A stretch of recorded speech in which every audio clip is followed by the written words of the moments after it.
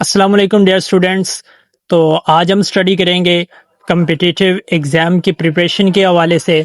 तो एक नया टॉपिक है हमारे पास, गैसेस। तो आज हम गैसेस के हवाले से स्टडी करेंगे कि जो कि एग्ज़ाम पॉइंट ऑफ व्यू से जो कम्पिटिटिव एग्ज़ाम में एसएफ, एनटीएस, पीपीएससी में रिपीटेड एंड इम्पोर्टेंट क्वेश्चन है, आज हम उनको डिस्कस करेंगे। तो चलते हैं। हमारे पास पहला क्वेश्चन है, अ गैस हैज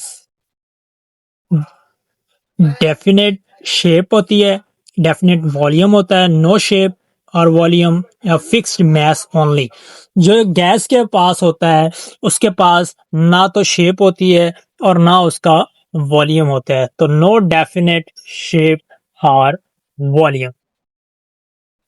नेक्स्ट हमारे पास है, gas fills half of container, bottom of container, entire container या ओनली अपर पार्ट। तो जो गैस फिल होती है वो एंटायर कंटेनर होती है। तो C option is the right answer. तो नेक्स्ट हमारे पास है, motion of gas practical is fixed, vibrational, random या फिर सर्कुलर। जो गैस पार्टिकल्स की मोशन होती है वो हमारे पास रैंडम होती है। ठीक हो गया। ये हमारे पास गैस के हवाले से बेसिक एमसीक्यूज थे। अब हम गैसेस लॉ के हवाले से कुछ क्वेश्चन पढ़ेंगे। तो हमारे पास है, Boyle's law describes relation with. Boyle's law का जो रिलेशन है वो किन के दरमियान है? तो बॉयल्स लॉ का रिलेशन प्रेशर एंड वॉल्यूम के दरमियान होता है। ठीक हो गया। नेक्स्ट हमारे पास है, according to Boyle's law pressure is directly proportional to volume, inversely proportional to volume, equal to volume या फिर इंडिपेंडेंट होते हैं। तो इनमें जो होता है, जो बॉयल्स लॉ में प्रेशर और वॉल्यूम इनवर्सली प्रोपोर्शनल होते हैं। ठीक हो गया। सो नेक्स्ट हमारे पास है Charles law. Charles law related, Charles law में किन के दरमियान होता है? तो जो चार्ल्स लॉ होता है वो वॉल्यूम और टेम्परेचर के दरमियान होता है। ये याद रखने की बात है कि बॉयल्स लॉ वॉल्यूम और प्रेशर में होता है, चार्ल्स लॉ वॉल्यूम और टेम्परेचर में होता है।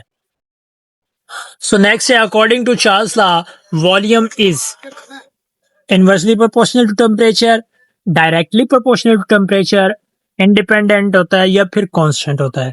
तो जो इसका राइट आंसर है वो हमारे पास है डायरेक्टली प्रोपोर्शनल टू टेम्परेचर। ठीक हो गया। तो बॉयल्स लॉ इनवर्सली प्रोपोर्शनल होता है और चार्ल्स लॉ डायरेक्टली प्रोपोर्शनल होता है। उसके बाद नेक्स्ट है हमारे पास एवोगैड्रोस लॉ।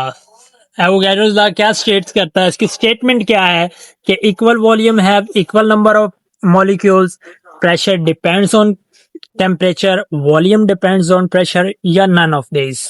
तो इसका जो राइट आंसर है वो ये है कि equal volume have equal number of molecules. A option is the right answer. ठीक हो गया। सो नेक्स्ट हमारे पास है, आइडियल गैस इक्वेशन के रिलेटेड जो क्वेश्चन पूछे जाते हैं। तो आइडियल गैस इक्वेशन इज, सबसे पहले तो इसकी इक्वेशन होती कौन सी है? सो इसमें जो इसकी इक्वेशन होती है, p we is equals to N R t, ये होती है इसकी equation. Ideal gas equation p we is equals to N R t होती है। ये एज इट क्वेश्चन बार बार पूछा जाता है इसकी इक्वेशन के हवाले से। So in p we is equals to N R t, r किसको रिप्रेजेंट करता है? रेडियस, रेजिस्टेंस, गैस कांस्टेंट या फिर रेशो को। तो जो N P we is equals to N R T है, तो इसमें जो आर वो गैस कांस्टेंट है। ठीक हो गया। नेक्स्ट हमारे पास टेम्परेचर एंड यूनिट्स हैं।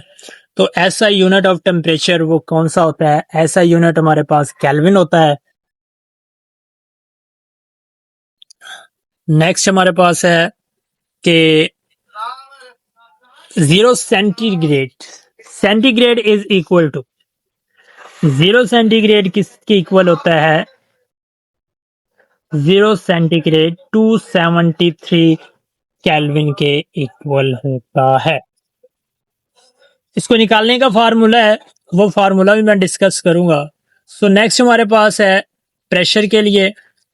ऐसा यूनिट ऑफ प्रेशर इज, जो प्रेशर का ऐसा यूनिट होता है वो हमारे पास पास्कल है।